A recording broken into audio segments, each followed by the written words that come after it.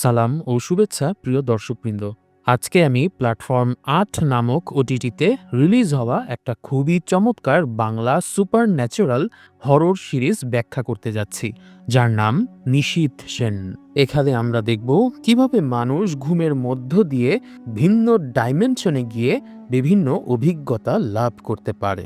গল্পটি বেশ ইন্টারেস্টিং, আশা করি দেখতেও খুবই ভালো লাগবে। তাই চলুন আর কথা না বাড়িয়ে আমাদের আজকের ভিডিও শুরু করা যাক।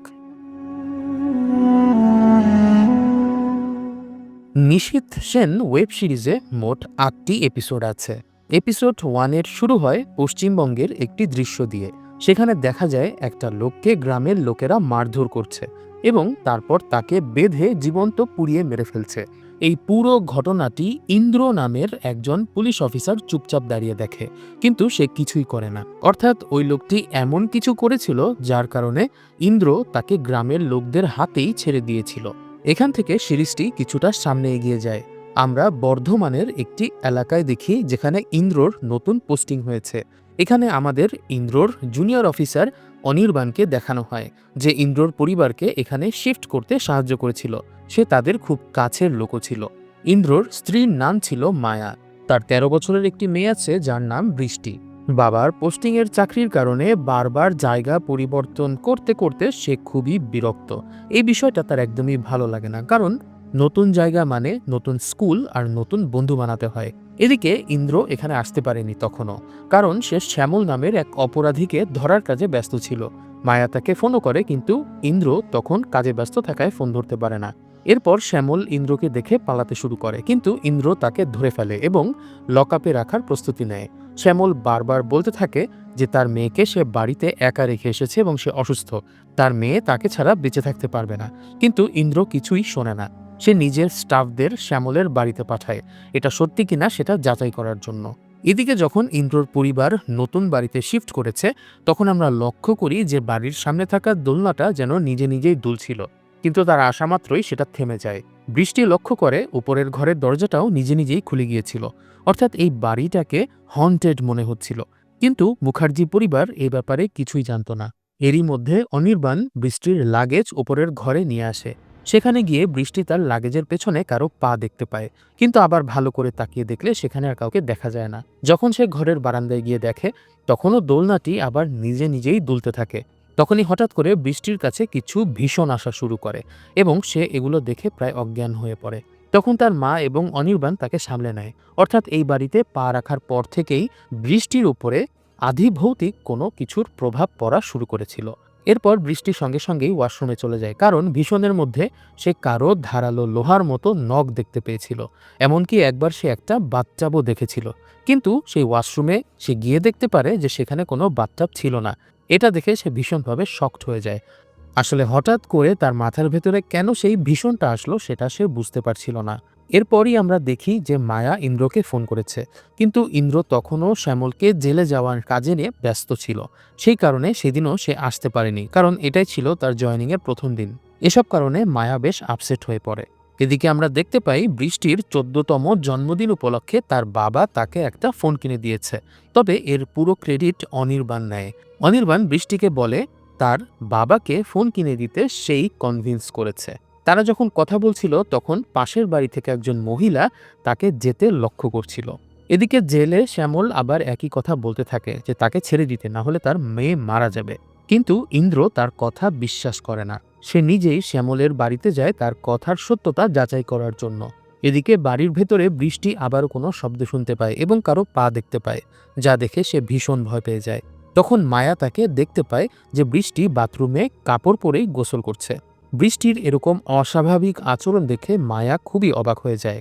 মায়া ইন্দ্রকে যত তাড়াতাড়ি সম্ভব বাড়ি আসতে বলে ফোন করে, কিন্তু ইন্দ্র তখনও আসতে পারছিল না। ঠিক তখনই মায়ার কাছে লক্ষ্মী নামের এক কাজের মেয়ে আসে, যে সেখানে কাজ করতে চায়। সে বলে যে তার খুব জরুরি কাজ দরকার এবং সে আগেও এই বাড়িতে কাজ করেছিল। এসব কথা শুনে মায়া রাজি হয়ে যায় লক্ষ্মীকে বাড়ির কাজের লোক হিসাবে রেখে দিতে। এদিকে আমরা দেখতে পাই যে ইন্দ্র শ্যামলের বাড়িতে গিয়ে দেখতে পেয়েছে যে শ্যামল সত্যি কথাই বলেছে, তার মেয়েটি আর বাঁচেনি। এ ঘটনায় ইন্দ্র বেশ দুঃখ পায়, কারণ তার মনে হতে থাকে সে যদি আগে শ্যামলের কথা শুনতো তাহলে হয়তো শ্যামলের মেয়েটা বেঁচে যেত। এদিকে বাড়িতে অনির্বাণ বৃষ্টির সঙ্গে কথা বলতে আসে। সেখানে সে বৃষ্টির মোবাইলে ফেসবুক প্রোফাইল সেট আপ করে দেয়, যাতে বৃষ্টি আর কখনো নিজেকে একা না মনে করে। অন্যদিকে থানার ভেতরে ইন্দ্র শ্যামলকে দুঃসংবাদটা জানায় যে তার মেয়ে মারা গেছে। খবরটা শুনে শ্যামল ভীষণ রেগে যায়। সে ইন্দ্রকে থ্রেট দিয়ে বলে সে তার মেয়ে এবং পুরো পরিবারকে পুড়িয়ে মারবে। এই কথাগুলো শুনে ইন্দ্র গভীর চিন্তায় পড়ে যায়। সে আসলে কি ভুল করে ফেলল এটা। এরপর পুলিশ শ্যামলকে জেলে ঢুকিয়ে দেয়। সেখানে আমরা দেখতে পাই তার ভেতরে প্রচণ্ড রাগ জন্ম নিচ্ছে। হঠাৎ করেই বৃষ্টির ফেসবুকে যামিনী সেন নামের কোনো মেয়ের ফ্রেন্ড রিকোয়েস্ট আসে। কিন্তু আশ্চর্যের বিষয় ছিল ওই আইডিতে মাত্র 4টা ফ্রেন্ড ছিল, আর সবাই ছিল বৃষ্টিরই বয়সী। এই কারণে বৃষ্টি ফ্রেন্ড রিকোয়েস্টটা অ্যাকসেপ্ট করে নেয়। আর যেহেতু সে নতুন নতুন ফেসবুক চালাচ্ছে, তাই এত বাজবিচারও করেনি। আরও অদ্ভুত বিষয় ছিল ওই আইডির প্রোফাইল ছবিতে একটা লোককে দেখা যাচ্ছিল, যে একটা বাথটাবের ভেতরে শুয়েছিল। আর ঠিক এমনই একটা বাথটাব বৃষ্টি তার ভীষণের মধ্যেও দেখেছিল। রিকোয়েস্ট অ্যাকসেপ্ট করার সঙ্গে সঙ্গেই হঠাৎ করে ঘরের আলমারির দরজাটা নিজে নিজেই খুলে যায়, যা ছিল ভীষণ অস্বাভাবিক। এরপর বৃষ্টি আলমারির দরজাটা নিজের চুলের রাবার ব্যান্ড দিয়ে বেঁধে দেয়। তখনই সে একটা দুর্গন্ধ পেতে শুরু করে। সে নিচু হয়ে কিছু একটা চেক করতে চায়, আর তখনই শকিংভাবে আমরা তার পেছনে একটা মেয়ের আত্মাকে দেখতে পাই। দ্বিতীয় এপিসোডের শুরু হয় বৃষ্টিকে দেখিয়ে। বৃষ্টি ঘুমাচ্ছিল, এমন সময় সে দেখে যে আলমারির ভেতর দিয়ে হেঁটে কোথাও একদম অন্য একটা জায়গাতে পৌঁছে গেছে, যেন আলমারির দরজাটা একটা ডাইমেনশনের গেটওয়ে হিসাবে কাজ করেছে। সেখানে সামনে যামিনী সেনের প্রোফাইল ছবিতে যেই লোকটিকে বাথটাবের ভেতরে বসে সিগার খেতে দেখেছিল, সেই লোকটিকে সে দেখতে পায়। এতে বৃষ্টি তার দিকে আকৃষ্ট হতে থাকে। কিন্তু হঠাৎ করেই সকাল হয়ে যায় এবং তার মা তাকে ডাকতে থাকে। মায়ের ডাক শুনে অনেকটা সে স্বপ্ন থেকে জেগে ওঠে। বৃষ্টি বুঝতে পারে এতক্ষণ সে যা দেখছিল সবই ছিল তার স্বপ্ন। বৃষ্টিকে নতুন স্কুলে যেতে হবে, কারণ আজ তার অ্যাডমিট হওয়ার কথা। এদিকে ব্রেকফাস্ট বানানোর সময় লক্ষ্মী জানায় যে আগে এই বাড়িতে অন্য লোকজন থাকতো, কিন্তু বাড়িটাকে হন্টেড মনে করে সবাই চলে গেছে। তবে মুখার্জি পরিবার আসার পর বাড়িটাকে আবার দেখতে ভালো লাগছে। ঠিক তখনই মায়া ইন্দ্রর সঙ্গে কথা বলে, কিন্তু ইন্দ্র বলে যে সে আজ সন্ধ্যায় বাড়িতে ফিরবে। তারপর মায়া ফিরে দেখে কিচেনের স্ল্যাবের দিকে বৃষ্টির নাম খোদাই করা আছে, কিন্তু হঠাৎ করে সেই নামটা মিলিয়ে যায়। লক্ষ্মীর কাছে কিন্তু এসব কোনো কিছুই চোখে পড়ে না। এর মানে ছিল বৃষ্টির জন্য এখানে বিপদ ছিল, অর্থাৎ বাড়িটা মায়াকে আগে থেকেই সতর্ক করছিল। এদিকে আমরা দেখতে পাই যে পুলিশ শ্যামলকে আদালতে শিফট করার জন্য নিয়ে যাচ্ছিল। ঠিক তখনই দুজন কনস্টেবল প্রস্রাব করতে থেমে যায়, আর এই সুযোগটা কাজে লাগিয়ে শ্যামল সেখান থেকে পালিয়ে যায়। তাকে আর কেউ ধরতে পারে না। অন্যদিকে স্কুলে বৃষ্টির অ্যাডমিশন হয়ে যায় এবং তাতে সে বেশ খুশিও হয়। স্কুলটা তার বেশ ভালো লেগেছে। স্কুল থেকে বাড়ি ফিরে বৃষ্টি তার মায়ের সঙ্গে উপরে যায়। বৃষ্টি তখন নিজের ঘরের ভেতরে ছিল, আর তার মা ঠিক ঘরের বাইরে। কিন্তু হঠাৎ করেই ঘরের দরজাটা নিজে নিজেই বন্ধ হয়ে যায়। এতে বৃষ্টি ভীষণ ভয় পেয়ে যায়। মায়া অনেক চেষ্টা করেও দরজাটা খুলতে পারে না। ঠিক সে সময় ইন্দ্র সেখানে এসে দরজাটা ধাক্কা দিয়ে জোর করে খুলে ফেলে। ইন্দ্র অর্থাৎ বৃষ্টির বাবা বৃষ্টিকে সামলে নেয়, আর মায়া বলে যে এই বাড়িতে নিশ্চয়ই অস্বাভাবিক কিছু আছে, সে সেটা অনুভব করছে। কিন্তু ইন্দ্র একজন বাস্তববাদী পুলিশ অফিসার, তাই সে এসব কথা বিশ্বাস করে না। সে বলে বাড়িটা আর দরজাটা বেশ পুরনো, তাই হয়তো আটকে গিয়েছিল। এখানে ভূত প্রেতের কোনো ব্যাপার নেই। এরপরে দৃশ্যটা রাতের। বারান্দায় দাঁড়িয়ে ইন্দ্র সিগারেট খাচ্ছিল এবং সে মায়াকে শ্যামল সংক্রান্ত পুরো ঘটনাটা খুলে বলে। মায়া তাকে বলে যে এতে তার কোনো দোষ নেই। তবুও ইন্দ্র নিজেকেই শ্যামলের মেয়ের মৃত্যুর জন্য দোষী মনে করছিল। তার উপর শ্যামল পালিয়ে যাওয়ায় তার জয়নিংয়ের প্রথম দিনটাই একদম বিপর্যস্ত হয়ে গিয়েছে। ইন্দ্র রাতের বেলা বৃষ্টির কাছেও যায় এবং তাকে বোঝায় ভূতপ্রেত বলে কিছুই নেই। তাকে ভয় না পেয়ে ঘুমাতে বলে সে ঘর থেকে বেরিয়ে আসে। ঠিক তখনই আমরা দেখতে পাই যামিনী সেন আইডি থেকে বৃষ্টির ফেসবুকে একটা মেসেজ এসেছে, যেখানে লেখা ওয়েলকাম টু হেল। বৃষ্টি তখন জিজ্ঞেস করে তাহলে তুমি কি নরকে থাকো? এর উত্তরে সেখান থেকে শুধুমাত্র একটা স্মাইলি পাঠানো হয়। বিষয়টা খুব অদ্ভুত ছিল যে একজন 13 বছরের মেয়ের সঙ্গে কেউ এভাবে কথা বলছে। এরপর বৃষ্টি ঘুমিয়ে পড়ে এবং আবার সেই স্বপ্নটা দেখে। সে দেখে তার ঘরের আলমারির দরজাটা খুলে গেছে, যেন সেটা একটা গেটওয়ে। সে তার ভেতরে ঢুকে পড়ে এবং ভিন্ন একটা ডাইমেনশনে চলে যায়। সেখানে সে সেই লোকটাকে দেখতে পায়। এই লোকটা কিন্তু সেই লোকটা যাকে আমরা সিরিজের শুরুতে দেখেছিলাম গ্রামের লোকেরা জ্যান্ত পুড়িয়ে মেরেছিল। বৃষ্টি তার প্রতি আকৃষ্ট হয়ে তার কাছে যায়, কিন্তু লোকটা ভয়ঙ্কর এক কপট হাসি দিয়ে বৃষ্টির কোমরে নিজের লোহার তৈরি ধারালো নখ দিয়ে আঁচড় কাটে। অর্থাৎ শুরুতেই বৃষ্টি এই লোকটার ভীষণ দেখেছিল, তার ফেসবুক আইডিটাও ছিল এই লোকটার সঙ্গে সম্পর্কিত। এতে বৃষ্টি ভীষণ ভয় পেয়ে যায়। সে যন্ত্রণায় চিৎকার করতে থাকে। আমরা বুঝতে পারি এখানে বেশ অস্বাভাবিক কিছু একটা হচ্ছে, কারণ এই লোকটাকে শুরুতে গ্রামের লোকেরা মেরে ফেলেছিল। হয়তো সেই লোকটা এখন প্রেতাত্মায় পরিণত হয়েছে এবং কোনো একটা ভাবে বৃষ্টি সেই জগতে চলে যাচ্ছে যেখানে লোকটার আত্মা বসবাস করে। বৃষ্টি সেই জগতে তাকে দেখে ভয় পেয়ে পালাতে থাকে। সেখানে সে বাথটাবের ভেতরে আরও দুটি মেয়েকে দেখতে পায়। এই মেয়েগুলোকেও সে ওই লোকের ফ্রেন্ড লিস্টে দেখেছিল। তাদের আত্মাগুলোকে হয়তো লোকটি বন্দি করে রেখেছে সেখানে। ভয়ে বৃষ্টি সেখান থেকে দৌড়ে পালায়। এরপর যখন সে আসল দুনিয়ায় জেগে ওঠে তখন যন্ত্রণায় চিৎকার করতে থাকে। তার চিৎকার শুনে তার মা বাবা ছুটে আসে তাকে সামলাতে, কিন্তু ইন্দ্র সেখানে কাউকেই দেখতে পায় না। তার ধারণা ছিল এসব কোনো মানুষেরই কাজ। সে প্যারানর্মাল এসব বিষয়ে একবারেই বিশ্বাস করত না, কিন্তু স্বপ্নে যেভাবে সে আহত হয়েছে বাস্তবেও সেভাবে আহত হওয়াটা আসলেও খুবই অস্বাভাবিক একটা ব্যাপার ছিল। এরপর থেকেই বৃষ্টি ঘুমাতে চাইতো না, কারণ তার খুব ভয় হতো যে ঘুমিয়ে গেলেই হয়তো সে আবার সেই জগতে চলে যাবে এবং দুঃস্বপ্ন দেখবে। বৃষ্টি তার মাকে বলে যে একজন লোককে সে স্বপ্নে দেখছে। তখন তার মা মায়া অ্যাস্ট্রাল ট্রাভেলের কথা বলে, যা ব্যাখ্যা করে যে কিভাবে বৃষ্টি আলমারির ভেতর দিয়ে ভিন্ন একটা জগতে চলে গিয়েছিল। আসলে সে অন্য একটা ডাইমেনশনে ট্রাভেল করেছিল। তারপর মায়া তার গলায় পরা একটা লকেট বৃষ্টির গলায় পরিয়ে দেয়, যাতে আবার এরকম কিছু না ঘটে। অর্থাৎ মায়া এরকম ইন্টার ডাইমেনশনাল ট্রাভেলের বিষয়ে কিছুটা হলেও জানতো। এই লকেটের ব্যাপারে আমরা সিরিজের শেষের দিকে জানতে পাবো। এদিকে হঠাৎ দরজায় কেউ কড়া নাড়ে। দেখা যায় সে হলো প্যারাসাইকোলজি বিষয়ের টিচার ইরা মিত্র, যে বৃষ্টির চিৎকার শুনে এখানে চলে এসেছে। সে আসলে তাদের একজন প্রতিবেশী। ইরা বলে যে সে 6 মাস আগে এখানে এসেছে। বৃষ্টিকে দেখা মাত্রই সে বুঝে গিয়েছে যে বিষয়টা আসলে অ্যাস্ট্রাল ট্রাভেলের সঙ্গে জড়িত এবং এখানে কোনো একটা এন্টিটিও রয়েছে। কিন্তু ইন্দ্র এসব কথা বিশ্বাস করতে চায় না। সে মনে করে এখানে কোনো একটা বাজে লোক আছে যে বৃষ্টির ঘুমের ভেতরে তার উপরে আক্রমণ করেছিল। কিন্তু ইরা বৃষ্টির মাথায় হাত রাখতেই সব বুঝে যায় এবং তাকে একটা প্রশ্ন করে যে সে কি কোনো পোড়া গন্ধ পাচ্ছে কিনা। বৃষ্টি সম্মতিসূচক উত্তর দেয়। তখন ইরা নিচে একটা পোড়া টায়ার খুঁজে পায়, কিন্তু কেউই বুঝতে পারছিল না যে সেটি সেখানে কিভাবে এলো, কারণ তারা তো মাত্র গতকালই এখানে এসেছে। ইন্দ্রের সন্দেহ সরাসরি কাজের মেয়ে লক্ষ্মীর দিকে যায়, কিন্তু প্রশ্ন থেকেই যায় যে লক্ষ্মী কেনই বা এরকম করবে। এরপর ইরা সেখান থেকে চলে যায় এবং বলে যে সে পরদিন সকালে আসবে, কিন্তু অদ্ভুতভাবেই খুব ভোরেই ইরা আবার চলে আসে। বৃষ্টি যখন সকালে দাঁত ব্রাশ করছিল তখন তার পেছনে আমরা একটা মেয়ের আত্মাকে দাঁড়িয়ে থাকতে দেখি। ইরা বৃষ্টির ড্রয়িং খাতা দেখে। সেখানে সে আঁকা একটা ছবি লক্ষ্য করে যা ছিল একটা পাহাড়ি এলাকার। কিন্তু মায়াকে প্রশ্ন করলে সে বলে যে তারা কখনো পাহাড়ি এলাকায় থাকেনি। যেহেতু তারা কখনোই পাহাড়ি এলাকায় থাকেনি, কাজেই বৃষ্টির এরকম পাহাড়ি এলাকার ছবি আঁকাটাও ছিল অদ্ভুত। ঠিক তখনই সেখানে অনির্বাণ এসে পড়ে এবং সবাইকে একসাথে দেখে অবাক হয়ে যায়। এরপর ইরা বৃষ্টির সঙ্গে একান্তে কথা বলতে চায়। সে বৃষ্টিকে জিজ্ঞেস করে এই ছবিগুলোর ভেতরে বাতাসে ভাসমান মেয়েটি এবং তার মা বাবার সঙ্গে থাকা মেয়েটি কে। তখন বৃষ্টি বলে যে ছবির ভেতরের দুজনই সে নিজে, আর এটাই ছিল সবচেয়ে অদ্ভুত বিষয়। বৃষ্টি জানায় সে আগে স্বপ্নের মধ্যে শুধু নিজেকেই দেখত, কিন্তু এখানে আসার পর থেকে আর তা হয় না। এখন সে কোথাও একবার অন্য জায়গায় পৌঁছে যায় এবং সেখান থেকে ফিরে আসতে তার খুবই সমস্যা হয়।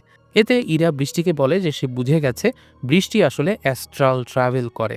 এটা হলো আমাদের যে ডাইমেনশনটা আছে, অর্থাৎ আমরা মানুষেরা যে ডাইমেনশনে থাকি সেখান থেকে ভিন্ন একটা ডাইমেনশনে ঘুমের মধ্যে আমাদের আত্মাকে পরিভ্রমণ করানোর ক্ষমতা। বৃষ্টি ইরার উপর খুব খুশি হয়ে যায়, কারণ অন্তত একজন তো আছে যে তার কথা বুঝতে পেরেছে।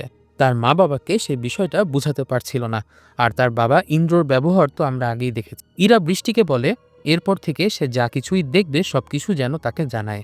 এমনকি সে পাহাড়ি এলাকার বাড়ি সম্পর্কেও জানতে চায়, কিন্তু বৃষ্টির এ ব্যাপারে তখন পর্যন্ত কোনো ধারণা ছিল না। এদিকে বাইরে ইন্দ্র খুব রেগে যাচ্ছিল, কারণ এক অচেনা মহিলা তাদের বাড়িতে ঢুকে ভূত প্রেতের কথা বলছে। ইন্দ্রর বিশ্বাস ছিল কেউ না কেউ বৃষ্টির ঘরে ঢুকেছিল এবং সুযোগ পেয়ে পালিয়ে গেছে। এতে কোনো সুপার ন্যাচারাল ব্যাপার স্যাপার নেই, বরং এর পেছনে মানুষের হাত রয়েছে। অনির্বাণ বলে এমনও তো হতে পারে যে বৃষ্টি নিজেই তার নখ দিয়ে নিজের পিঠে আঁচড় কেটেছে, হয়তো ঘুমের মধ্যে এরকম হয়েছে। কিন্তু মায়া বলে যে ক্ষতগুলো খুবই গভীর, সাধারণ নখ দিয়ে এরকম হওয়া সম্ভব নয়। মনে হচ্ছিল খুব ধারালো কোনো জিনিস দিয়ে এটা করা হয়েছে। এরপর ইরা বৃষ্টির দৃষ্টি তুলসী গাছের দিকে আনে। সে দেখায় যে রাতারাতি গাছটা শুকিয়ে গেছে। এর মানে এখানে কোনো না কোনো নেগেটিভ এনার্জি প্রবেশ করেছে। শুধু বাড়ি বদলালেই কিছু হবে না, কারণ এই এনার্জিটা বৃষ্টির সঙ্গে যুক্ত। বৃষ্টি যেখানে যাবে সেই এন্টিটিও তার পেছনে পেছনে যাবে। এরপর ইরা বাইরে এসে ইন্দ্রর সঙ্গে বৃষ্টির ব্যাপারে কথা বলতে চায়। পরিস্থিতি বুঝে অনির্বাণ কাজের অজুহাত দেখিয়ে সেখান থেকে চলে যায়। ইরা বলে যে তারা তাদের মেয়ের দিকে ঠিকমতো নজর রাখছে না, সোশ্যাল মিডিয়াতে কার সঙ্গে কথা বলছে, কি করছে তার কিছুই তারা জানে না। তখন মায়া বলে যে মাত্র দুদিন আগেই বৃষ্টিকে ফোন কিনে দেওয়া হয়েছে। এই বিষয়টা ইরা আগে জানতো না, তাই ইন্দ্র তাকে চুপ থাকতে বলে, কারণ সে জানতো না যে ইরার কাজকর্ম ঠিক কী ধরনের। অর্থাৎ ইন্দ্র পছন্দ করছিল না যে নিজেদের ব্যক্তিগত বিষয়গুলো তারা যে ইরার কাছে তুলে ধরছে। ইরা জানায় যে বৃষ্টি আসলে একজন অ্যাস্ট্রাল ট্রাভেলার। সে ঘুমের মধ্যে তার আত্মা অন্য একটা ডাইমেনশনে চলে যায়, যাকে বলা হয় out of the body experience, যেখানে অন্য কোনো একটা এন্টিটি আছে। সে তার সঙ্গে ফিরে আসার চেষ্টা করছে বা ইতিমধ্যেই এসে পড়েছে। বাড়ির ভেতরে যা কিছু ঘটছে, যত হামলা হচ্ছে, সব কিছুর পেছনে এই এন্টিটিটাই দায়ী। পরিস্থিতি আরও খারাপ হওয়ার আগেই তাদের কিছু একটা করা উচিত। কিন্তু ইন্দ্র ইরার এসব কোনো কথাই বিশ্বাস করে না। সে ইরাকে প্রচণ্ড অপমান করে সেখান থেকে চলে যেতে বলে। এরপরও ইন্দ্র বৃষ্টিকে স্কুলে পৌঁছে দিতে যায়, যাতে সে স্বাভাবিক অনুভব করে। বাড়িতে থাকলে তার আরও সমস্যা হতে পারে হয়তো। সে প্রিন্সিপালকে বৃষ্টির বিষয়ে খেয়াল রাখতে বলে, আর এতে তিনিও রাজি হন। কিন্তু স্বাভাবিকভাবেই মায়া এই সিদ্ধান্তের পক্ষে ছিল না। আর অ্যাস্ট্রাল ট্রাভেলের কথা শুনে মায়া খুব একটা অবাকও হয়নি, বরং তার তো আগেই সন্দেহ হয়েছিল যে বৃষ্টি হয়তো ঘুমের মধ্যে অন্য একটা ডাইমেনশনে চলে যাচ্ছে। যাই হোক, ঠিক তখনই স্কুলে বাচ্চাদের আগে আগে ছুটি হয়ে যায়, কারণ স্কুলের একজন প্রাক্তন শিক্ষকের মৃত্যু হয়েছিল। বৃষ্টি তাই একাই বাড়ি ফিরছিল। ঠিক তখনই শ্যামল তার পিছু নিতে শুরু করে। ভয়ে বৃষ্টি দৌড়াতে থাকে। শ্যামল জঙ্গলের দিকে দৌড়াচ্ছিল, কিন্তু খুব দ্রুত দৌড়ানোর কারণে বৃষ্টি হোঁচট খেয়ে পড়ে যায়। ঠিক সেই সময় একটা গাড়ি সেখানে এসে পৌঁছায়। আসলে সেই গাড়িটা ছিল ইরার। দেখে মনে হচ্ছিল সে যেন বৃষ্টির পেছনে আগে থেকেই আসছিল। শ্যামলকে তার পেছনে ধাওয়া করতে দেখে ইরা এসে তাকে যেন বাঁচিয়েছে। সে বৃষ্টিকে নিরাপদে বাড়িতে পৌঁছে দেয়। কিন্তু আপনাদের নিশ্চয়ই মনে আছে যে বৃষ্টির মা মায়া তার গলাতে একটা লকেট পরিয়ে দিয়েছিল। সেই লকেটটা কিন্তু বৃষ্টি দ্রুত দৌড়ানোর কারণে রাস্তাতেই পড়ে যায়। সেই লকেটটা অবশ্য শ্যামল কুড়িয়ে নেয়। বাড়িতে ফিরে যাবার পর ইরাকে মায়া অসংখ্য ধন্যবাদ জানায়, কারণ ইরা না থাকলে হয়তো শ্যামল বৃষ্টিকে তুলে নিয়ে যেত। ইরা বলে ইন্দ্রর অপমানের পর সে আর আসবে না ভেবেছিল, কিন্তু বৃষ্টির মতো নিষ্পাপ মেয়ের জন্য সে এসেছে। তাদের যে কোনো মূল্যে বৃষ্টিকে বাঁচাতে হবে, কারণ বৃষ্টি অন্য ডাইমেনশনে গিয়ে যে এন্টিটিটাকে দেখতে পায় সেটা খুবই বিপজ্জনক। যে কোনো সময় যে কোনো কিছু ঘটতে পারে। মায়া বলে ইন্দ্র পুলিশ ডিপার্টমেন্টে আছে, তার সদ্য পোস্টিং হয়েছে, তাই তারা এখনই বাড়ি বদলাতে পারবে না। কিন্তু ইরা আবার বলে শুধু বাড়ি বদলালেই কিছু হবে না। এই ডেমনিক এন্টিটিটা ইচ্ছাকৃতভাবে বৃষ্টির ক্ষতি করতে চাইছে। একে যদি তার নিজের ডাইমেনশনে ফেরত না পাঠানো যায়, তাহলে এটা ভয়ঙ্কর ক্ষতি করতে পারে। ঠিক তখনই তাদের কাজের মেয়ে লক্ষ্মী সেখানে এসে পড়ে। সে জানায় তাকে আজ একটু আগে আগে বাড়িতে যেতে হবে, তাই সে আজকে আর কোনো কাজ করবে না। তবে আমরা লক্ষ্মীর চেহারা দেখে বুঝতে পারি যে সে ইরাকে দেখে কেমন একটা ভয় পাচ্ছিল। ইরাও বিষয়টা বুঝে যায় এবং সে মায়াকে বিদায় জানিয়ে সেদিনের মতো সেখান থেকে চলে যায়। এরপর লক্ষ্মী বলে যে গ্রামের সবাই ইরাকে ডাইনি মনে করে এবং কেউই তার বাড়ির কাছে যায় না। মায়া তখন তাকে বেশ বকাঝকা করে যে ইরা একজন শিক্ষিত মহিলা, সে না থাকলে আজ বৃষ্টির বিপদ হতে পারত। আর লক্ষ্মীকে এ সমস্ত কুসংস্কারে বিশ্বাস না করে নিজের কাজ করার আদেশ করে সে। এরপর মায়া নিজেই রান্না করা শুরু করছিল। সে বৃষ্টিকে দই আনতে বলে। দই সেখানে আগে থেকেই কেউ রেখে গিয়েছিল যেন। তারপর সে বৃষ্টিকে মিক্সার দুবার চালাতে বলে, আর মিক্সারটা যেন একা একাই চলা শুরু করে। তখন মায়ার পায়ের নিচ থেকে মাটি সরে যায়। সে দেখে বৃষ্টি তো তার সামনে দোলনায় দুলছে। যদি বৃষ্টি দোলনায় থাকে তাহলে তার সঙ্গে রান্নাঘরে এই কাজগুলো কে করলো? ঠিক তখনই সেই একই মেয়ের আত্মা মায়ার সামনে দেখা দেয়, যে বৃষ্টির দিকে ইশারা করছিল। হঠাৎ করেই বৃষ্টি যেই দোলনাতে দোল খাচ্ছিল সেই দোলনাটা ভেঙে পড়ে। এতে বৃষ্টি অজ্ঞান হয়ে যায় এবং আবারও সে চলে যায় সেই ভিন্ন ডাইমেনশনে, সেই ডেমনিক এন্টিটির কাছে। মায়া বারবার বৃষ্টিকে জাগানোর চেষ্টা করছিল, আর বৃষ্টির আত্মাও মায়ের ডাক শুনতে পারছিল। কিন্তু ওই লোকটির আত্মা তার পেছনে ধাওয়া করছিল এবং তার পা ধরে নিজের দিকে টানা শুরু করেছিল। তখন অন্য 4টা মেয়ের আত্মা এসে ওই ডেমনিক লোকটাকে আটকায়। এর ফলেই বৃষ্টির জ্ঞান ফিরে আসে। লক্ষ্য করার বিষয় ছিল এই 4টি মেয়েই সেই মেয়েরা যারা যামিনী সেনের ফেসবুক আইডিতে ফ্রেন্ড হিসাবে যুক্ত ছিল।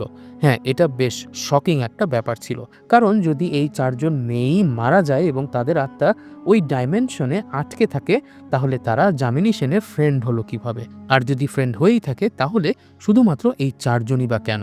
ইন্দ্র খবর পেয়ে বাসায় চলে আসে, ডাক্তারের কাছে যায় এবং ডাক্তার বৃষ্টিকে ওষুধ দেয় এবং তারা দেখতে পায় বৃষ্টির পায়ে নখের দাগগুলো বসে গেছে।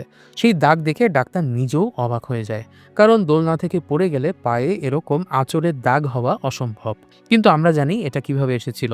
বৃষ্টি অজ্ঞান হয়ে যাবার পর আবারও সেই ডাইমেনশনে চলে গিয়েছিল এবং সেখান থেকেই তার এই দাগগুলো এসেছে। মায়া লক্ষ্য করে বৃষ্টির গলায় পরানো সেই লকেটটা আর নেই, অর্থাৎ সেটা পড়ে গিয়েছিল। এই লকেটটা কিন্তু ছিল শ্যামলের কাছে। আমরা কিন্তু শ্যামলকে সেই বাড়ির আশেপাশে নজর রাখতে দেখি, কিন্তু শ্যামল ছাড়াও আরেকজনও এই বাড়ির উপর নজর রাখছে। সে কে সেটা আমরা আরো পরে জানতে পাবো। ইন্দ্র এবং মায়ার মধ্যে এরপরে ঝগড়া শুরু হয়ে যায়। মায়া ইন্দ্রর উপর রেগে যায়, কারণ সে বাড়িতে থাকে না, সারাক্ষণ কাজেই ডুবে থাকে। আর এই সব কিছু তার কাছে মনে হচ্ছে কোন একটা সুপার ন্যাচারাল ঘটনার কারণে হচ্ছে। কিন্তু ইন্দ্র বলে যে তার কাছে একটা ক্লু আছে এবং এটা কোনো একটা কেসের সঙ্গে যুক্ত। তখনই সে তাকে দার্জিলিংয়ের একটা কেসের কথা বলে, যে কেস পুরো দেশকে নাড়িয়ে দিয়েছিল। ইন্দ্র জানায় 3 থেকে 4 মাসের মধ্যে পাহাড়ি এলাকা অর্থাৎ দার্জিলিং থেকে 13-14 বছরের 2টি মেয়ে নিখোঁজ হয়েছিল। সেখানে একমাত্র ক্লু ছিল, শেষবার তাদেরকে সান এস্টেট বাউন্ডারির কাছে দেখা যায়। বৃষ্টির স্বপ্নে যে লোকটাকে দেখতে পায় সেই লোকটার নাম ছিল নিশীথ সেন। সে ছিল খুবই বিলাসী স্বভাবের মানুষ এবং সান এস্টেটের মালিকের ছেলে। তার বিশাল বাড়ি ছিল, প্রচুর টাকা পয়সা ছিল। এরপর নিশীথ সেন ইন্দ্রর সঙ্গে দেখা করে। সে তখন কাবাব বানাচ্ছিল এবং ইন্দ্রকে পরোক্ষভাবে জানায় যে তার কমিশনার তার খুব প্রশংসা করেছে। সে যেন নিজের ক্ষমতা দেখাতে চাইছিল, যে সে পুলিশের সব বড় বড় কর্মকর্তাদের সঙ্গে ওঠা বসা করে। ইন্দ্র নিশীথ সেনকে সেই হারানো 2টি মেয়ের ব্যাপারে প্রশ্ন করে, কিন্তু নিশীথ সেন বলে যে সে ওই মেয়েদেরকে কখনো দেখেনি। সে ইন্দ্রকে জানায় মেয়েগুলো যদি এসেও থাকে তাহলে নিশ্চয়ই তাদের মা বাবার সঙ্গে এসেছিল, কারণ তারা ওখানে শ্রমিকের কাজ করে। হয়তো তাদের মা বাবারা তাদেরকে নিয়ে এসেছিল যেন নিশীথ তাদেরকে কাজ দেয়, কিন্তু নিশীথ ছিল চাইল্ড লেবারের বিরুদ্ধে, তাই তারা ওই বাচ্চাদেরকে নিজের অফিসে কোনো কাজ দেয়নি। নিশীথ সেনের ধারণা হয়তো মেয়েগুলোকে কোনো একটা পাচারকারী নেপালে পাচার করে দিয়েছে, কারণ কাছে ছিল নেপালের বর্ডার। এরপর সে পুলিশ অফিসারদেরকে তার হাতে বানানো কাবাব খাওয়ায়। কাবাব খুব ভালো খেতে হয়েছিল, সবাই তার খুব প্রশংসাও করেছিল। আসলে নিশীথ সেন শখের শেফ ছিল। কাবাব খাওয়ানোর পর নিশীথ সেন অফিসারদেরকে বিদায় দেয়। নিশীথ সেনের বাড়িতে একজন মহিলা কাজ করত, যার নাম ছিল কমলা দিদি। যেই রাতে পুলিশেরা নিশীথ সেনের বাড়িতে গিয়েছিল, সেই রাতেই কমলা দিদি থানাতে চলে আসে। তার হাতে ছিল একটা টিফিন বক্স। টিফিন বক্সের ভেতরে যা ছিল সেটা দেখে পুরো পুলিশ স্টেশন কেঁপে ওঠে। সেটার ভেতরে ছিল একটা মেয়ের কাটা আঙ্গুল। হ্যাঁ, ঠিকই শুনেছেন। এটা দেখা মাত্রই ইন্দ্র নিশীথ সেনকে সরাসরি গ্রেফতার করে নিয়ে যেতে শুরু করে, কিন্তু ঠিক তখনই গ্রামের লোকজন তাকে আটকে দেয়, কারণ ততক্ষণে নিশীথ সেনের বর্বরতার কথা সবার কাছে পৌঁছে গেছে। আসলে নিশীথ সেন যুবতী মেয়েদেরকে মেরে তাদের মাংস খেত।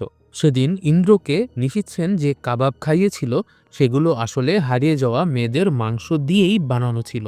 এ কথা শুনে ইন্দ্র বুঝতে পারে নিশীথ কত বড় হিংস্র দানব। সে সঙ্গে সঙ্গে নিশীথকে গ্রামের লোকদের হাতে তুলে দেয়, আর ইন্দ্র নিজে বমি করতে শুরু করে, কারণ নিজের অজান্তেই সে মানুষের মাংস খেয়েছিল এবং স্বাদের প্রশংসাও করেছিল। এরপর নিশীথ সেনের সঙ্গে কি হয়েছিল সেটা তো আমরা শুরুতেই দেখেছিলাম।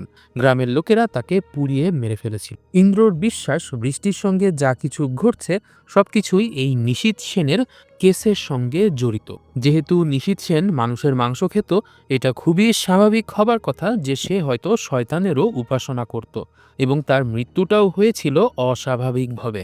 তাই হয়তো তার আত্মাটা পরিপূর্ণভাবে পৃথিবী থেকে চলে যেতে পারেনি এবং পৃথিবী এবং ইহকাল এবং পরকালের মধ্যবর্তী কোনো একটা ডাইমেনশনে আটকে গেছে।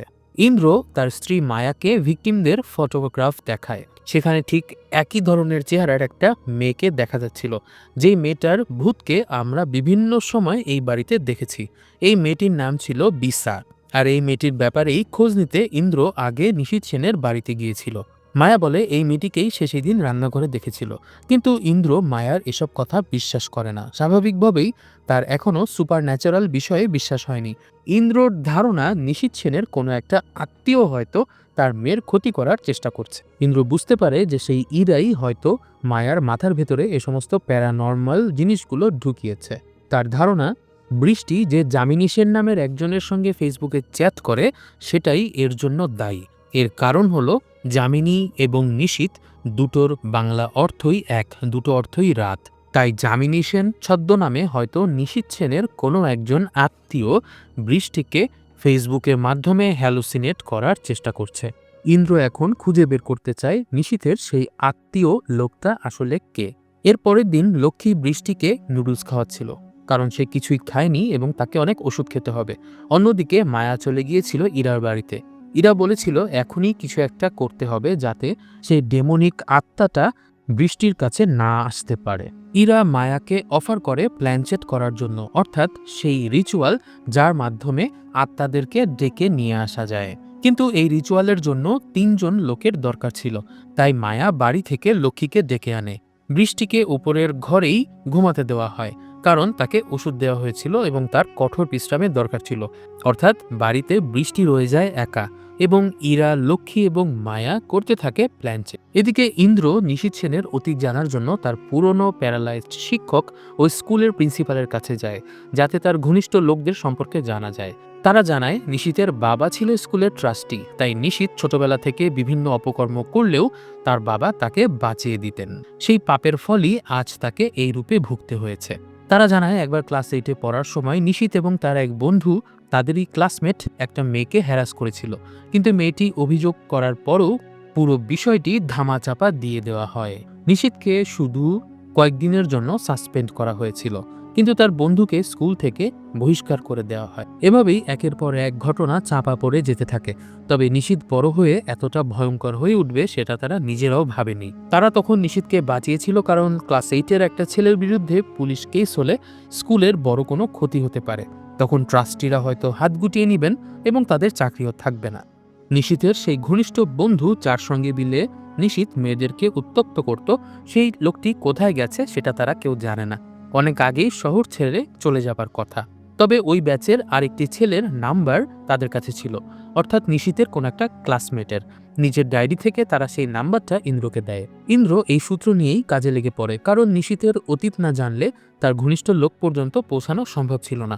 ইন্দ্রর প্রবল সন্দেহ ছিল নিশীথের সেই বন্ধুই এসব কাজ করছে। অন্যদিকে দেখা যায় মায়া, লক্ষ্মী এবং ইরা প্ল্যানচেট করা শুরু করেছে। একই সময় আমরা দেখি শ্যামল বৃষ্টির উপর নজর রাখছে। রিচুয়াল শুরু হতেই প্রথমে বিনসার আত্মা আসে। সে তাদেরকে সতর্ক করে জানায় যে নিশীথের আত্মাও সেখানে উপস্থিত আছে এবং সে বৃষ্টির ক্ষতি করবে। হঠাৎ করেই 3জনের চেয়ার আলাদা আলাদা দিকে সরে যায়। তখনই লক্ষ্মী লক্ষ্য করে মায়ার বাড়ির ভেতরে বৃষ্টির যেখানে ঘর ছিল সেখানে আগুন লেগে গেছে। অর্থাৎ তারা 3জন যখন একসঙ্গে রিচুয়ালটা সম্পন্ন করছিল, সেই সুযোগে সেই খারাপ আত্মাটা বৃষ্টির ঘরে আগুন লাগিয়ে দিয়েছে। মায়া, লক্ষ্মী এবং ইরা 3জনই দৌড়ে বাড়িতে যায় বৃষ্টিকে বাঁচাতে, কিন্তু গেটটা যেন খুলছিলই না। তখন ইরা একটা মন্ত্র জপা শুরু করে, যার ফলে গেট খুলে যায়। কিন্তু তার আগেই আমরা দেখতে পাই যে শ্যামল ব্যালকনিতে এসে কাঁচ ভেঙে বৃষ্টিকে উদ্ধার করে। মায়া শ্যামলকে ধন্যবাদ জানায়, কিন্তু শ্যামল বলে সে আসলে বৃষ্টির কোনো একটা ক্ষতি করতে এখানে এসেছিল, কিন্তু সে তা করতে পারেনি। তার মেয়েকে কিছুদিন আগে ইন্দ্রর অবহেলার কারণে মরে যেতে হয়েছে, তাই শ্যামলের ভেতরে একটা প্রতিশোধ নেয়ার ইচ্ছা ছিল, কিন্তু সে সেটা করতে পারেনি। বৃষ্টির মাকে সে বৃষ্টির গলায় থাকা সেই লকেটটাও দিয়ে যায়। ঠিক তখনই ইন্দ্র এসে পৌঁছায়। শ্যামলকে দেখেই ইন্দ্র তাকে ধরার চেষ্টা করে, এমনকি সে শ্যামলের ওপর গুলিও চালায়, যেটা শ্যামলের হাতে লাগে। মায়া ইন্দ্রকে বাধা দেয় এবং বলে শ্যামলই বৃষ্টির জীবন আজ বাঁচিয়েছে। কিন্তু ইন্দ্র মায়াকে দোষারোপ করে, কারণ সে বৃষ্টিকে একা রেখে ইরার সঙ্গে প্ল্যানচেট করতে চলে গিয়েছিল। রাতে লক্ষ্মী ঘর পরিষ্কার করছিল, কারণ আগের ঘটনায় ঘরে অনেক ক্ষতি হয়েছিল। হঠাৎ সে একটা জ্বলন্ত পুরনো পুরুষের হাতঘড়ি পায়। এই ঘড়ি ইন্দ্রের ছিল না, এটা ছিল নিশীথ সেনের, যা সে মরার আগে পড়েছিল। এটা দেখে ইন্দ্র চমকে যায়। সে ভাবতে থাকে একটা পুলিশ এভিডেন্সের আইটেম এই ঘরে কিভাবে আসছে। নিশীথ সেনকে পুড়িয়ে মেরে ফেলার পর এই ঘড়িটা এতদিন পর্যন্ত থানাতে এভিডেন্স হিসাবে সংগৃহীত ছিল। অনেক সময় অপঘাতে মরে যাওয়া লোকের ব্যবহৃত কোনো জিনিসপত্র কোনো ঘরে রাখলে সেখানে সেই আত্মা চলে আসতে পারে। সম্ভবত কেউ নিশীথ সেনের আত্মাকে এখানে আনতে সাহায্য করেছে। মায়াও ব্যাপারটা বুঝতে পারছিল। সে ভেবেছিল যে কেউ হয়তো ইচ্ছাকৃতভাবে এই ঘড়িটা এখানে রেখেছিল, যাতে নিশীথ সেনের স্পিরিট এখানে সহজে আসতে পারে। ইন্দ্র আর দেরি না করে নিশীথের সেই ব্যাচমেটের সঙ্গে দেখা করতে দ্রুত কলকাতা চলে যায়। কিন্তু সমস্যা ছিল, আগামীকালই বৃষ্টির জন্মদিন এবং সে 14 বছর পূর্ণ করবে। ইন্দ্র বলে সে বিকেলের আগেই ফিরে আসবে। মায়া খুব রেগে যায়, কারণ ইন্দ্র এরকম একটা গুরুত্বপূর্ণ দিনে বাড়িতে থাকছে না। ইন্দ্র চলে যাবার আগে তার জুনিয়র অনির্বাণকে দিয়ে কেক অর্ডার করায়। অনির্বাণ সেখানে চলে আসে। ইন্দ্র চলে যাবার আগে লক্ষ্মীকে সেই রাতটা তাদের বাড়িতে কাটানোর জন্য নির্দেশ দিয়ে যায়। এদিকে আমরা শ্যামলকে দেখতে পাই, যার আহত হাতকে ব্যান্ডেজ করে দিচ্ছিল তার স্ত্রী। শ্যামল তার স্ত্রীর কাছে তার মেয়ের চুড়ি চায়। সম্ভবত কোনো কিছু একটা কেনার জন্য সেই চুড়ি জরুরি ছিল। কলকাতায় ইন্দ্র নিশীথের ব্যাচমেটের সঙ্গে দেখা করে। ইন্দ্র জানতে পারে যে নিশীথের বন্ধুর আসল নাম ছিল পলাশ। সে অন্যদের পছন্দ করত না। ইন্দ্র বলে প্রিন্সিপাল এটা জানিয়েছিলেন, কিন্তু সবচেয়ে চমকপ্রদ বিষয়টি তিনি বলেননি। সেটা হলো নিশীথ এবং পলাশের মধ্যে রোম্যান্টিক সম্পর্ক ছিল, অর্থাৎ তারা ছিল সমকামী। ইন্দ্র জানায় তারা ক্লাস 8-এ পড়তো। তাদের ব্যাচমেট একজন ছিল তনিমা। নিশীথ তনিমাকে প্রপোজ করেছিল, কিন্তু তনিমা তাকে প্রত্যাখ্যান করে বলেছিল যে নিশীথের জন্য তার সমকামী বন্ধু পলাশই ভালো বিকল্প। এর দুদিন পরেই তারা দুজন মিলে তনিমাকে হেনস্থা করে। যে বিষয়টি ইন্দ্র জানত না সেটা হলো, তার কিছুদিন পরেই নিশীথ এবং পলাশ দুজন মিলে তনিমাকে হত্যা করে। তনিমার দেহ টুকরো টুকরো অবস্থায় ব্যাগে ভরে কেউ ঝোপে ফেলে গিয়েছিল, কিন্তু নিশীথের বাবার পাওয়ারের কারণে লোকাল কেউ কোনো অ্যাকশন নিতে পারেনি এবং কোনো ঘটনা প্রমাণিতও হয়নি। মূলত প্রিন্সিপাল সবকিছু গোপন করেছিল এবং এ কারণেই হয়তো আজ তাকে পঙ্গু অবস্থায় জীবনযাপন করতে হচ্ছে। তবে ছেলেটির কাছে পলাশের কোনো ছবি ছিল না। ইন্দ্র সেই প্রিন্সিপালকে অনুরোধ করে ডেটাবেস থেকে খুঁজে পলাশের কোনো একটা ছবি তাকে পাঠানোর জন্য। এদিকে আমরা দেখতে পাই বৃষ্টির বার্থডে এসে গেছে। অনেক আয়োজনও করা হয়েছে। আমরা অনির্বাণ এবং লক্ষ্মীকেও দেখতে পাই। ঠিক তখনই ইন্দ্র দেখছে যে সব ভিকটিমদের মৃত্যুর তারিখ মিলে গেছে, অর্থাৎ যে 4 জন মেয়েকে নিশীথ সেন হত্যা করেছিল তারা সবাই ছিল 14 বছর বয়সী এবং সবাই 7 মে তারিখে মারা গেছে। সবচেয়ে চমকপ্রদ ব্যাপার, আজও 7 মে এবং বৃষ্টি তার 14 বছর পূর্ণ করেছে, অর্থাৎ আজই বৃষ্টির জীবনটা বিপন্ন। ইন্দ্র দ্রুত অনির্বাণকে ফোন করে এই ব্যাপারটা জানায়। যামিনী সেনের ফেসবুক আইডিতে থাকা 4টি মেয়েই যে একই দিনে মারা গেছে এই ব্যাপারটি তাকে জানায়। এবং আরও অবাক করা বিষয়, ইন্দ্রের পোস্টিংয়ের চারপাশের স্টেশনেই সেই 4টি মেয়ের বসবাস ছিল এবং সবগুলো মেয়েই ছিল 14 বছর বয়সী। ইন্দ্র নিশ্চিত হয় যে আজ বৃষ্টির উপর আক্রমণ হবে। ঠিক তখনই কেকের অর্ডার নিয়ে ডেলিভারি বয় চলে আসে। অনির্বাণ কেক নিয়ে ভেতরে আসে এবং সে বৃষ্টিদেরকে বলে বৃষ্টির বাবা ট্রাফিক জ্যামে আটকা পড়েছে এবং তার আস্তে আস্তে অনেক রাত হয়ে যাবে। অথচ আমরা জেনেছি যে ইন্দ্র এরকম কোনো কিছুই বলেনি, অর্থাৎ অনির্বাণ মিথ্যে বলছে। এখানে কোনো একটা গরমিল আছে। যেহেতু বাবার আসতে দেরি হবে, তাই সবাই সেলিব্রেশন করা শুরু করে। তারা কেক কেটে কেকগুলো খেয়ে ফেলে। এদিকে আমরা দেখতে পাই শ্যামল তার মেয়ের সোনার চুড়ি বিক্রি করে একটি অস্ত্র কিনেছে, অর্থাৎ শ্যামল বড় কিছু একটা করতে চলেছে। সেদিন বৃষ্টির বার্থডে উদযাপন হয়, কেক কাটা হয়। বৃষ্টি বারবার তার বাবা ইন্দ্রকে কল করার চেষ্টা করছে, কিন্তু কোনো কল যাচ্ছিল না। ইন্দ্রর মুখে স্ট্রেস স্পষ্টভাবে আমরা দেখতে পাচ্ছি। সে জানতো এই কেসটা কতটা বিপজ্জনক। এখন কেকটা সবাই খেয়ে ফেলেছে।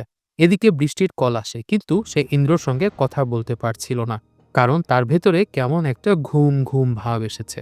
আসলে কেকের মধ্যে কিছু একটা মেশানো হয়েছে। অনির্বাণ সে কেকের ভেতরে ঘুমের ওষুধ মিশিয়েছিল। রাস্তাতে যাওয়ার সময় ইন্দ্রর গাড়ির সামনে একটা গাড়িও খারাপ হয়ে যায়। তখন ড্রাইভার বাইরে থেকে বেরিয়ে গাড়ি সরানোর চেষ্টা করে। তখনই ইন্দ্রর কাছে সেই ছেলেটির একটা ফোন আসে এবং হোয়াটসঅ্যাপে একটা ছবি পাঠায় সে। ইন্দ্র সেখানে পলাশের ছবি দেখে তার হাত পা যেন ঠান্ডা হয়ে যায়, কারণ নিশীথের সেই সমকামী বন্ধু পলাশ আর কেউ নয়, সে ছিল অনির্বাণ। তনিমাকে মেরে ফেলার পর পলাশ তার নাম পরিবর্তন করে অনির্বাণ রেখেছিল। ইন্দ্রর মনে পড়ে যায় যেদিন নিশীথকে গ্রেফতার করে নিয়ে যাওয়া হচ্ছিল, তখন পলাশও তার পাশে ছিল। সে বারবার ইন্দ্রকে অনুরোধ করছিল যে স্যার, নিশীথকে স্টেশনে নিয়ে যাই, তাকে গ্রামের লোকদের হাতে ছেড়ে না দেই। কিন্তু ইন্দ্র এমন একটা হায়নাকে স্টেশনে নিতে চায়নি, অর্থাৎ পলাশ সেদিনও অনির্বাণ ছদ্মবেশে এসে ইন্দ্রকে অনুরোধ করেছিল নিশীথকে ছেড়ে দিতে। সেদিন অনির্বাণের সামনেই তার বন্ধু নিশীথকে সরাসরি জীবন্ত জ্বালিয়ে মারা হয়। এ কারণেই অনির্বাণ শপথ করেছিল যে সে ইন্দ্রকে ধ্বংস করবে। এই দৃশ্য দেখার পর ইন্দ্র সরাসরি পায়ে হেঁটে বাড়ির দিকে ছুটতে থাকে। তার বাড়ি এখান থেকে খুব একটা দূরেও নয়। এদিকে শ্যামলও সেই অস্ত্র নিয়ে ইন্দ্রর বাড়ির দিকে রওনা দেয়। বাড়িতে আমরা দেখতে পাই অনির্বাণ সবকিছু প্রতিশোধ নেয়ার জন্যই করেছে। সে 5 বছর ধরে অপেক্ষা করছিল। তারা প্রতি বছরের 7 মেতে যে সমস্ত মেয়ের 14 বছর পূর্ণ হয় তাদেরকেই টার্গেট করে মারত। এটার কারণ হলো সেই তনিমার জন্মদিনও ছিল 7 মে এবং তনিমা 7 মেতে 14 বছরে পূর্ণ হয়েছিল। তনিমা যেহেতু তাদের সমকামিতা নিয়ে কটাক্ষ করেছিল, তাই যে সমস্ত মেয়ের 7 মেতে জন্ম হয় তাদেরকে তারা ঘৃণা করত। তাদের মস্তিষ্কে একটা ধারণা তৈরি হয়েছিল যে 7 মেতে যে সমস্ত মেয়ের জন্মদিন সে সমস্ত মেয়েরা তনিমার মতো অ্যারোগেন্ট হয়। এরপর থেকে তারা প্রতি বছর 7 মে জন্মদিনের দিনই বিভিন্ন মেয়েদেরকে হত্যা করত। কিন্তু হত্যা করার পর তাদের লাশ কোথায় ফেলবে সেই চিন্তা থেকেই তারা মানুষের মাংস খাওয়া শুরু করেছিল। অর্থাৎ তাদের মস্তিষ্ক সম্পূর্ণরূপে বিকৃত হয়ে গিয়েছিল। অনির্বাণ চাইছিল আজকে বৃষ্টিকেও তনিমার মতো শেষ করে দিতে এবং তার মাংস খেতে। কিন্তু তার একটাই দুঃখ ছিল যে এই সব কিছু ইন্দ্রর সামনে সে করতে পারল না। অনির্বাণ ইন্দ্রর হ্যান্ডকাফ দিয়ে বৃষ্টির হাত বেঁধে দেয়। শ্যামল যে লকেটটা মায়াকে দিয়েছিল, মায়া সেটা বৃষ্টিকে পুড়িয়ে দিয়েছিল, কিন্তু অনির্বাণ সেই লকেটটাও ফেলে দেয় যাতে বৃষ্টি সেই জগতে চলে যায় এবং ওই ডাইমেনশন থেকে আর কখনো পৃথিবীতে ফিরে আসতে না পারে। আমরা তখন দেখতে পাই যে ঘুমের মধ্যে বৃষ্টির আত্মা আবার সেই ডাইমেনশনে চলে গেছে, বাথটাবে বন্দী হয়ে আছে। নিশীথ সেন তখন তাকে ভয় দেখানো শুরু করে এবং বলে, এটাই সেই হ্যান্ডকাফ যা তোমার বাবা আমার উপর পড়িয়েছিল। এসব কিছুর মধ্যেই ইন্দ্র বাড়িতে পৌঁছে যায়। সে অনির্বাণকে ধরে ফেলে। দুজনের মধ্যে প্রচণ্ড লড়াই শুরু হয়। অন্যদিকে অদ্ভুতভাবে আমরা দেখতে পাই যে বৃষ্টির মা মায়াও সেই ডাইমেনশনে পৌঁছে গেছে, কিন্তু সে কিভাবে পৌঁছালো সেটা আমরা একটু পরেই জানতে পারবো। নিশীথের সামনে গিয়ে দাঁড়ায় যাতে সে বৃষ্টিকে না মারতে পারে। বাকি 4 জন মেয়ের আত্মা নিশীথকে ধরে দূরে নিয়ে যায় যাতে তারা দুজন এখান থেকে পালাতে পারে। ঠিক তখনই একটা শকিং টুইস্ট আসে। রিয়েল ওয়ার্ল্ডে ইরা এসে ইন্দ্রর মাথায় আঘাত করে। অর্থাৎ আমরা বুঝতে পারি যে এই ইরা, যে কিনা নিজেকে প্যারাসাইকোলজি টিচার হিসেবে দাবি করেছিল, সে আসলে অনির্বাণের সঙ্গে মিলে কাজ করছিল। কিন্তু ইরার কি উদ্দেশ্য ছিল সেটা তখনই স্পষ্ট হয়নি। এদিকে ভিন্ন জগতে নিশীথের আত্মা 4 মেয়ের আত্মাকে দূরে সরিয়ে দেয় এবং তখন সে মায়াকে আঘাত করতে শুরু করে। সে মায়ার গলাও চেপে ধরার চেষ্টা করে। অন্যদিকে রিয়েল ওয়ার্ল্ডে আমরা দেখতে পাই যে ইরা ইন্দ্রকে একটা ইনজেকশন দিতে চাচ্ছিল যাতে ইন্দ্র পুরোপুরি পাগল হয়ে যায়। সে যেন ইন্দ্রকে মারার জন্য একেবারে উন্মত্ত। ঠিক তখনই শ্যামল সেখানে আসে এবং পিস্তল দিয়ে অনির্বাণকে গুলি করে। গুলি খেয়ে অনির্বাণ অর্থাৎ পলাশ সেখানেই মারা যায়। শ্যামল ইরার উপরও গুলি চালায়, কিন্তু ইরা বেঁচে যায় এবং পালিয়ে যায়। ইন্দ্রর অনুভূতি পুরোপুরি সঠিক ছিল। সে প্রথম থেকেই ইরাকে ফেক এবং তাকে মোটেও বিশ্বাসযোগ্য মনে করছিল না। আর গ্রামের লোকদের কথাও ঠিক ছিল যে ইরা একজন ডাইনি। ইরা পালিয়ে যাবার পর সবাই মিলে বৃষ্টি এবং মায়াকে বিছানায় শুইয়ে দেয়, কিন্তু তাদের মধ্যে তখনও চেতনা আসেনি। শ্যামলকে গ্রেফতার করা হয় যেহেতু সে একজন ফেরারি আসামি, কিন্তু তার অনুরোধ ছিল যতক্ষণ না পর্যন্ত বৃষ্টি এবং মায়া চেতনা ফিরে না আসে ততক্ষণ পর্যন্ত সে এখানে থাকতে চায়। ইন্দ্র তার কথায় রাজি হয়। সে যদি শুরু থেকে শ্যামলকে বিশ্বাস করত তাহলে হয়তো আজ পরিস্থিতি এরকম হতো না। জন্মদিনের কেক খাবার পর সবাই অচেতন হয়ে পড়েছিল, কিন্তু এরই মধ্যে লক্ষ্মী চেতনায় ফিরে আসে, কিন্তু মায়া এবং বৃষ্টি তখনও অজ্ঞানী ছিল। ততক্ষণে ডাক্তার চলে আসে এবং সে বলে যে সবাইকেই ওষুধ দেওয়া হয়েছে, কিন্তু লক্ষ্মীর চেতনা ফিরলেও অন্যদের কেন ফিরেনি সেটা সে বুঝতে পারে না। কিন্তু লক্ষ্মী সবই বুঝতে পারে। সে দ্রুত একটা সোফার নিচ থেকে সেই লকেটটা খুঁজে বের করে এবং সেই লকেটটা পুড়িয়ে দেয় বৃষ্টির গলায়। এদিকে অ্যাস্ট্রাল ওয়ার্ল্ডে নিশীথের আত্মা তাদেরকে ধাওয়া করছিল। সে বলছিল, এই জায়গা আমি এবং ইরা মিলে তৈরি করেছি এবং এখানে আমার অনুমতি ছাড়া কেউ বের হতে পারবে না। তোমাদের আত্মা চিরতরে এখানে বন্দী থাকবে। অর্থাৎ একবার যদি নিশীথ মায়া এবং বৃষ্টির আত্মাকে এখানে বন্দী করতে পারে তাহলে সারা জীবন তাদের শরীর কোমাতে পড়ে থাকবে পৃথিবীতে। এখন আমরা এই লকেটের একটা হিস্ট্রি জানব। বৃষ্টির মা মায়া কিন্তু ছোটবেলা থেকেই ছিল একটু অদ্ভুত ধরনের। সে মাঝে মাঝে ঘুমাতে গিয়ে আর উঠত না। এ কারণে মায়াকে হাসপাতালে ভর্তি করা হয়। কিন্তু ডাক্তারদের সমস্ত চেষ্টা সত্ত্বেও তারা বুঝতে পারেনি মায়ার কি হয়েছিল, কারণ মায়ার ভাইটালসগুলো ছিল সম্পূর্ণ নর্মাল। ঠিক তখনই আমরা দেখতে পাই যে আসলে মায়ার আত্মা ঘুরে বেড়াতো ভিন্ন ডাইমেনশন। তখন একজন সাধু বাবা তাদের সাথে দেখা করেন, যিনি দীর্ঘ তপস্যা এবং সময়ের পর এই শক্তি অর্জন করেছেন, অর্থাৎ ভিন্ন ডাইমেনশনে যাওয়ার শক্তি। তিনি মায়াকে একটা লকেট উপহার দেন। এই লকেটটা পরা থাকলে মায়ার আত্মা ঘুমের মধ্যে সেই ডাইমেনশনে চলে যেতে পারবে না। এটাই হলো সেই লকেটের ইতিহাস। এই লকেটটা মায়া যতক্ষণ বৃষ্টিকে পরিয়ে রেখেছিল ততক্ষণ কারো পক্ষে সম্ভব ছিল না বৃষ্টির আত্মাকে ঘুমের মধ্যে অন্য জগতে নিয়ে যাওয়া। যাই হোক, রিয়েল ওয়ার্ল্ডে লক্ষ্মী ততক্ষণে লকেটটি খুঁজে পেয়ে বৃষ্টির হাতে পরিয়ে দেয়। অ্যাস্ট্রাল ওয়ার্ল্ডে তখন মায়া, বৃষ্টি এবং 4টি মেয়ে লুকিয়েছিল নিশীথ সেনের হাত থেকে বাঁচার জন্য। লক্ষ্মী যখন বৃষ্টিকে লকেটটা পরিয়ে দিয়েছিল তখনই মায়া সেই লকেটটা সেখানে পেয়ে যায়। অ্যাস্ট্রাল ওয়ার্ল্ডে লকেটটা দেখিয়ে তারা নিশীথ সেনের হাত থেকে পালাতে শুরু করে। সবাই পালাতে পারলেও নিশীথ সেন বৃষ্টিকে ধরে ফেলেছিল। ঠিক তখনই সেই বিসা নিশীথকে আঁকড়ে ধরে বৃষ্টিকে বাঁচানোর চেষ্টা করে এবং সবাইকে পালানোর নির্দেশ দেয়, অর্থাৎ তারা সবাই পালিয়ে যায়। ফলস্বরূপ সবাই সেই গেটওয়ে দিয়ে বের হয়ে যায় এবং সবার আত্মা মুক্ত হয়ে যায়। তাদের আত্মা মুক্ত হওয়া মাত্র মায়া এবং বৃষ্টির চেতনা ফিরে আসে। ইন্দ্র খুবই খুশি হয়। যদিও শ্যামলকে জেলে যেতে হয়, কিন্তু ইন্দ্র তার পরিবারের দায়িত্ব গ্রহণ করে এবং শ্যামলকে জানায় যে তার শাস্তি যেন কম হয়, সেজন্য সে নিজে সুপারিশ করবে। পরের সকালে আমরা ইন্দ্র এবং মায়ার কথোপকথন শুনি এবং দেখি যে দুজনেই তাদের অনেক সাহায্য করার জন্য শ্যামলের প্রতি কৃতজ্ঞ ছিল। অন্যদিকে সেই অনির্বাণ, যে কিনা তাদের দীর্ঘ বছরের ফ্যামিলি ফ্রেন্ড থাকার পরও একজন অপরাধী হিসাবে প্রমাণিত হয়েছিল। কাজের মেয়ে লক্ষ্মী, যে কিনা সেই লকেটটা খুঁজে না পেলে হয়তো তাদের আজ আর জেগে ওঠা হতো না। তাই তারা শ্যামল এবং লক্ষ্মীর প্রতি কৃতজ্ঞতা প্রকাশ করে। সবচেয়ে বড় কথা, মায়া নিজেই অ্যাস্ট্রাল ট্রাভেল করতে পারত, কিন্তু সেই লকেটটার সাহায্যে সেটাকে বন্ধ করে রাখা হয়েছে। মায়া কখনোই ইন্দ্রকে এই সত্যিটা জানায়নি, কিন্তু বাস্তবতা হলো বৃষ্টিও মায়ার মতোই এবং তার ভেতরেও সেই ক্ষমতা ছিল। অনির্বাণ ও নিশীথ বৃষ্টিকে 2 জগতে টর্চার করার সিদ্ধান্ত নিয়েছিল। তারা সবকিছু জানতো যে বৃষ্টি অ্যাস্ট্রাল ট্রাভেল করতে পারে, কিন্তু ইন্দ্র এখনও এসব কিছু বিশ্বাস করে না। তার মাথার ভেতরে কেবল একটাই চিন্তা, সেটা হলো ইরা নামের সেই মেয়েটি পালিয়ে গেছে। সেই মেয়েটি হয়তো আবার ফিরে আসবে বৃষ্টির কোনো ক্ষতি করার জন্য। আমরা দেখতে পাই ইরা তখন অন্য একটা জায়গাতে একটা ফার্ম হাউসে চলে গেছে। এই ফার্ম হাউসটা হচ্ছে সেই ফার্ম হাউসটা যেখানে ইন্দ্র নিশীথ সেনের সঙ্গে দেখা করতে গিয়েছিল। আর এখানে গল্পের একটা বড় সত্যি প্রকাশ পায়। ইরা আসলে নিশীথের বড় বোন, সম্ভবত যামিনী সেন তার আসল নাম। এ কারণেই সে বারবার বৃষ্টিকে হিল এরিয়ার বাড়ি সম্পর্কে জিজ্ঞেস করছিল, যাতে বৃষ্টি সেখানে না পৌঁছায় এবং ইন্দ্র সব সত্যি না জানে। তাদের শৈশব আমরা দেখি যে তারা কেন দুজনেই এরকম পারভার্ট হয়ে বড় হলো। আসলে তার বাবা একজন নৃশংস লোক ছিল।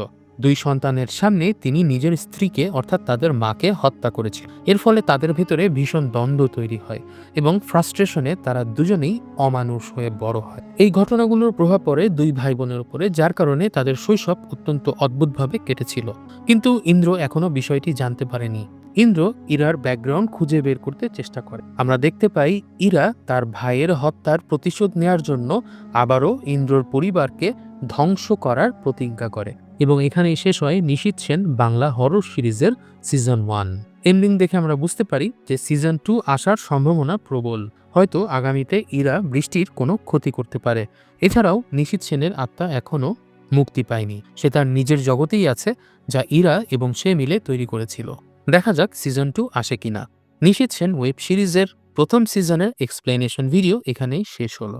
ভিডিওটি ভালো লাগলে লাইক করুন, কমেন্ট করে উৎসাহিত করুন এবং এরকম আরও বাংলা কন্টেন্ট দেখতে চাইলে আমাদের চ্যানেলটি সাবস্ক্রাইব করে দিন। প্রিয় দর্শক, আমাদের আজকের ভিডিওটা বেশ লম্বা ছিল, তাই ধৈর্য নিয়ে পুরোটা দেখার জন্য আপনাদেরকে আন্তরিকভাবে ধন্যবাদ। আর যদি ভিডিওটা ভালো লাগে তাহলে একটা লাইক তো আশাই করতে পারি। সবাই অনেক ভালো থাকবেন, সুস্থ থাকবেন, এই কামনায় আজকের মতো এখানেই শেষ করছি। বিদায়।